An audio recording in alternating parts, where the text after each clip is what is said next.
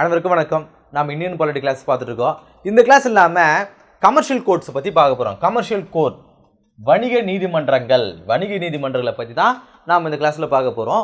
வணிகத்துக்காக ஒரு நீதிமன்றம் தேவையா? கட்டாயம் தேவை. ஒரு நாடுடைய முன்னேற்றம் அப்படிங்கிறது அதுக்கு கிடைக்கக்கூடிய அந்த வருவாயின் மூலமாக தான் நாடு வளர்ச்சி பாதையில் போயிட்டு இருக்கா அப்படிங்கிறது நாம் டிசைட் பண்ண முடியும். ஸோ நிறைய வணிகம் நிறைய பிஸ்னஸ் நடந்தால் மட்டும்தான், நிறைய வியாபாரம் நடந்தால் மட்டும்தான் அரசுக்கு அதன் மூலமாக நிறைய வரி கிடைக்கும், டேக்ஸ் கிடைக்கும். ஸோ அதன் மூலமாக நாட்டை ஒரு முன்னேற்ற பாதையில் கொண்டு வர முடியும். ஸோ இப்படி அரசாங்கத்துக்கு வரியை கொடுக்கக்கூடிய, நிதியை கொடுக்கக்கூடிய இந்த பிஸ்னஸ் எல்லாம் விரைவாக நடக்கணும். அதில் ஏதாவது ஒரு பிரச்சனை இருக்குது அப்படின்னா அதை விரைவாக சால்வ் பண்ணால் மட்டும்தான் அந்த பிஸ்னஸ்லாம் சுமூகமாக முறையில் போகும். இல்லைனா நாட்டுக்கு நிறைய பொருளாதார நஷ்டங்கள் ஏற்படும் இல்லையா? ஸோ அந்த பிரச்சனைகளை, ஒரு கமர்ஷியல் பிரச்சனைகளை எப்படிலாம் சால்வ் பண்ணலாம், ஸோ அதுக்காக ஏற்படுத்தப்பட்ட ஒரு கோர்ட்டு தான், நீதிமன்றங்கள் தான் இந்த கமர்ஷியல் கோர்ட் அப்படின்னு சொல்கிறாங்க. இந்த கமர்ஷியல் கோர்ட்டை 2015 கமர்ஷியல் கோர்ட் ஆக்ட் அப்படிங்கிற இந்த ஆக்ட் மூலமாக உருவாக்குறாங்க. ஸோ அது என்னென்ன மாதிரியான பிரச்சனைகள், என்னென்ன மாதிரியான டிஸ்பியூட் எல்லாம் இங்கே நம்ம கொண்டு போகலாம் அப்படின்னு பார்க்கும்பொழுது, டிஸ்பியூட் என்னென்ன மாதிரியான கேசஸ் இங்கே கொண்டு போகலாம்? பேங்கர்ஸ் சம்மந்தமாக, ஃபினான்ஷியல் சம்மந்தமாக, அது பிறகு joint venture and partnership agreement, bankers வங்கி தொடர்பான பிரச்சனைகளை அங்கே கொண்டு போகலாம். அதன் பிறகு ஃபினான்ஷியர்ஸ் ஒரு ஃபினான்ஸ் நடத்துகிறாங்கன்னு வச்சுங்களேன், ஸோ அது தொடர்பான வழக்குகளையும் இங்கே கொண்டு போகலாம். Joint venture and partnership agreement, ஏதோ ஒரு பிஸ்னஸ் நடத்தும் போது பார்ட்னர்ஷிப் மூலமாக நம்ம அந்த பிஸ்னஸ் நடத்துவோம், அது ஏதாவது ஒரு பிரச்சனை நடந்தால் அந்த பிரச்சனை இங்கே கொண்டு போகலாம். அதன் பிறகு இன்டலெக்சுவல் ப்ராப்பர்ட்டி ரைட்ஸ், அறிவு சார்ந்த சொத்துரிமை, இதுக்கு சம்மந்தமான வழக்குகளை நாம் இங்கே கொண்டு போகலாம். அது பிறகு இன்சூரன்ஸ் நம்ம காப்பீடு திட்டம் போடுவோம் இல்லையா? ஸோ இது சம்மந்தமான பிரச்சனைகளை நம்ம இங்கே கொண்டு போகலாம். இது நாம் ஏன் இங்கே பார்க்குறோம் அப்படின்னு பார்க்கும்பொழுது, நாம் ஏதோ ஒரு வழக்கு தொடர போகிறோம் அப்படின்னா, ஸோ அதுக்கு விரைவாக ஒரு இடத்துல நம்ம அணுகும்போது தான் அதுக்கு நம்ம ஃபாஸ்ட்டாக அதுக்கான ரெமெடி நமக்கு கிடைக்கும். ஸோ இதுக்காகவே இந்த லிஸ்ட் ஆஃப் டிஸ்பியூட்டுக்காக நாம் இந்த கோர்ட் அணுகலான்னு இருக்கும்பொழுது, நாம் ஏதோ ஒரு விஷயம், இப்போ நானும் என்னுடைய பார்ட்னரும் ஏதோ ஒரு பிஸ்னஸ் நடத்துகிறோம், அதுக்கு நாம் ஏதோ ஒரு பிரச்சனை வருது. ஸோ அந்த வழக்கு நான் நார்மல் நீதிமன்றத்துக்கு கொண்டு போகும்பொழுது எனக்கு விரைவாக நீதி கிடைக்குமா? கிடைக்காது. ஸோ எனக்கு இந்த ஐடியா தெரில அப்படின்னா, உங்களுக்காக தான் தனியாக ஒரு நீதிமன்றங்கள் இருக்குது, இந்த கமர்ஷியல் கோர்ட்டுன்னு இருக்குது. இங்கே போகும்போது நமக்கு விரைவாக கிடைக்கும் நீதி அப்படின்னு, ரொம்ப ஸ்பீடாக கிடைக்கும். இந்த விஷயம் தெரியாமல் நாங்கள் போகும்போது ரொம்ப லென்த் அண்ட் டைம் ஆகும் இல்லையா? ஸோ அதுக்காக தான் நம்ம பார்க்குறோம் யாரெல்லாம் எங்கே போகலாம் அப்படிங்கிறதுக்காக தான் நாம் இந்த லிஸ்ட்டு பார்க்குறோம். அடுத்து அதோட ரீசன்ஸ் என்ன, இந்த கமர்ஷியல் கோர்ட் உருவாகிறதுக்கான ரீசன்ஸ் என்னன்னு பார்க்கும்போது, speedy justice for high value cases. So ஒரு கேஸுடைய வேல்யூ என்ன, அந்த பெக்யூனரி அப்படின்னு சொல்லுவாங்க இல்லையா, அந்த கேஸுடைய வேல்யூ அப்படிங்கிறது ரொம்ப அதிகமாக இருக்கும்போது, அந்த மாதிரியான கேசஸ்லாம் நிலுவையில் வைக்கும்போது அது நாட்டுக்கு நஷ்டம் தானே.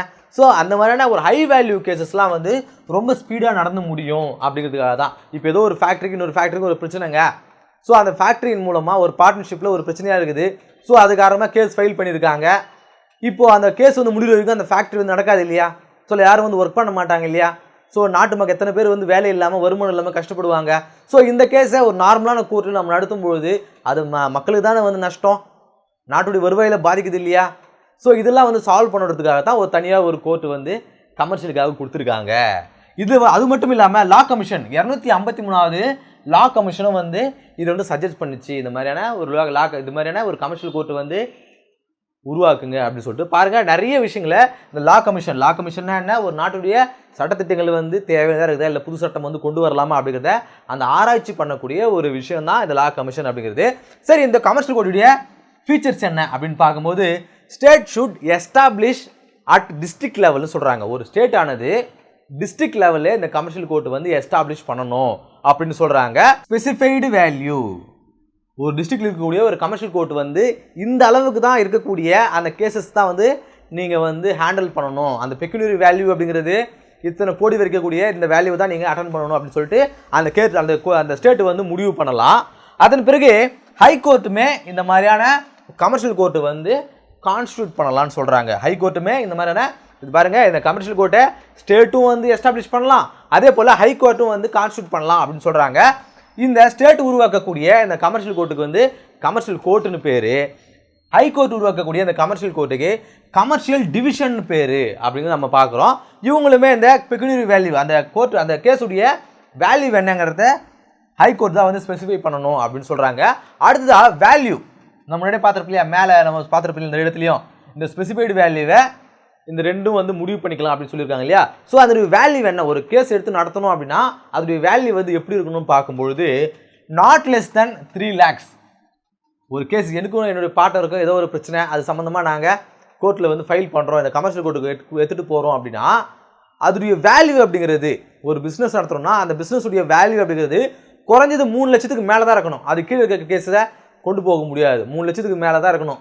நான் என் ஃப்ரெண்டு சேர்ந்து ஒரு பங்கடை ஒன்று ஸ்டார்ட் பண்ணோம், ஒரு 50,000த்தில் 2 பேருக்கு பிரச்சனை இருந்துச்சு, அதன் மூலமாக நாங்கள் கமர்ஷியல் கோர்ட்டுக்கு போகிறோம்னா போக முடியாது. அதோடைய வேல்யூ அப்படிங்கிறது 3 லட்சத்துக்கு மேலே தான் இருக்கணும்னு சொல்கிறாங்க.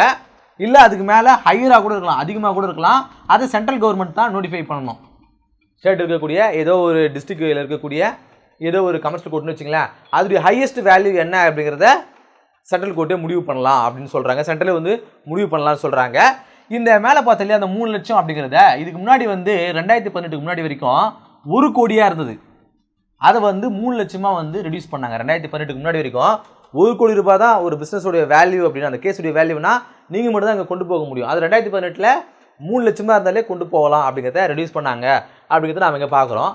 இந்த கிளாஸ் இல்லாமல் கமர்ஷியல் கோர்ட்னா என்ன அப்படிங்கிறத பார்த்தோம். அதாவது வணிக நீதிமன்றங்கள்னா என்ன அப்படிங்கிறத இந்த கிளாஸில் பார்த்தோம். அடுத்த கிளாஸ் சந்திப்போம். நன்றி.